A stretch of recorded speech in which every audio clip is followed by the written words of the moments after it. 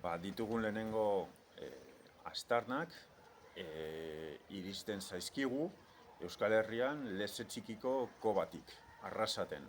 Gaur egun kostaldetik urrun dagona, ia lerro zuzenean 20 kilometrotara baino gehiago, eta hor hiru maskor aurkitu egin ziren, baina paleolito erdikoak. Hau da, berton neandertalak bizi ziren garaikoak.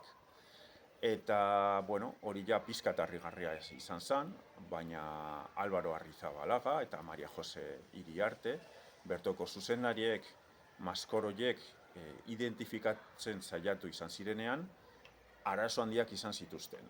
Azkenean, Euskal Herrian ez zen aurkitzen, ze maskor espezie ziren, eta Madrilgo Natur Zientzietako museoan Mediterraneoko itsas maskorretan aditu batek identifikatu ahal izan zituen.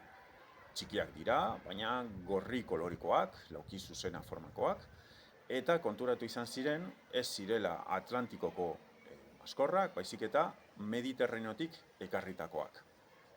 Horrek, esan nahi du, pertsona batek, oinez, gaur egungo Kataluniatik Arrasate bitartean, gutxienez, 400-500 kilometro egin behar izan zituela, maskar horiek berarekin ekarriz.